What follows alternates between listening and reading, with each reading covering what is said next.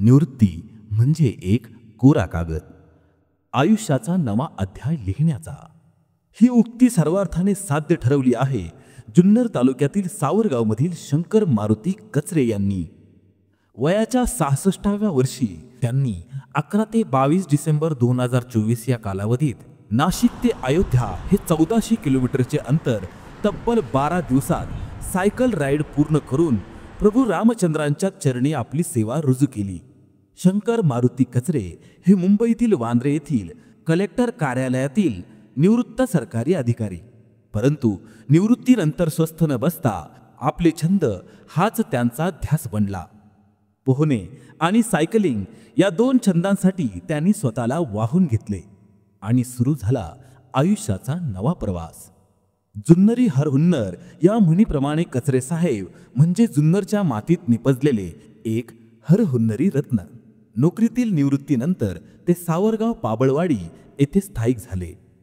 ते नोकरीतून निवृत्त झाले होते, पण त्यांच्या मनाने मात्र निवृत्ती पत्करली नव्हती. दररोज वडज येथे अर्धा तास पोहणे आणि 25 ते 30 किलोमीटर सायकलिंग हा त्यांचा शिरस्ता. व्यायामातील सातत्य आणि शिस्त हेच त्यांच्या यशाचं गमक.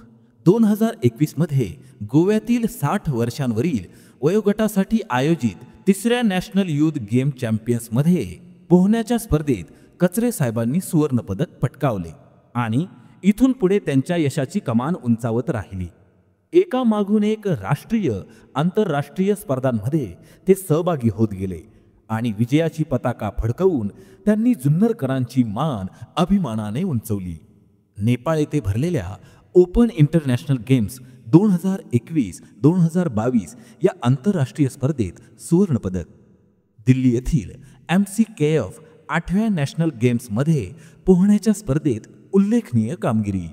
असे विक्रम रचत केवळ स्वांत सुखाई छंद इथपर्यंत त्यांचा प्रवास थांबला नाही, तर देणाऱ्याने देत जावे, घेणाऱ्याने घेत जावे या काव्यपंक्तीप्रमाणे सामाजिक बांधिलकी त्यांनी जपली. ग्रामीण भागातील मुलांना पोहायला शिकायचे आहे, पण आर्थिक परिस्थितीमुळे शिकता येत नाही, ही परिस्थिती त्यांच्या मनाला व्यथित करत होती. यातूनच मग कचरे साहेबांनी श्री गणेशा केला तो विनामूल्य प्रशिक्षणाचा. आसपासच्या परिसरातील लहान मोठ्या मुला मुलींना विनामूल्य पोहण्याचे प्रशिक्षण द्यायला त्यांनी सुरुवात केली. मुलांना पोहायला शिकवण्यासाठी लागणारे स्विमिंग फ्लोट कुठून आणायचे हा प्रश्न निर्माण झाला.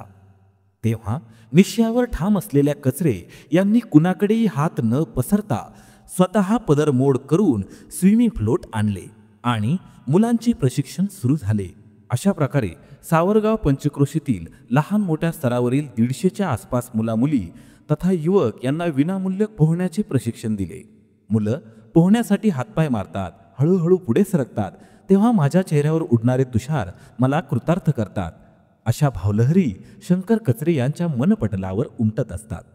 सायकलिंग हेही एक शंकर कचरे यांचे प्रावीण्य क्षेत्र. सुरुवातीला Narayangaon, Shirdi, Bhimashankar, Shegaon, gateway of India असा सायकल प्रवास करणाऱ्या शंकर कचरे यांनी थेट अटकेपार झेंडा रोवला. तो हिमाचल प्रदेशातील मनाली, लेह, खारडुंगला पास या 2ऱ्या क्रमांकाच्या सर्वोच्च उंचीवरील सायकल मोहिमेने. डिसेंबर 2022 मध्ये त्यांनी खारडुंगलाची a unit of hiking adventure expedition ही सायकल साहस मोहीम यशस्वीरित्या पूर्ण केली. त्यानंतर नाशिक ते गुजरात ही 330 किलोमीटरची सायकल मोहीम अवघ्या 3 दिवसात त्यांनी पूर्ण केली. नाशिकहून सुरू झालेल्या सायकल राईडची सांगता गुजरातमधील स्टॅच्यू ऑफ युनिटी येथे सांगता करून मराठी मातीतल्या या साहसी वीराने लोह पुरुष सरदार वल्लभभाई पटेल यांना मानवंदना दिली.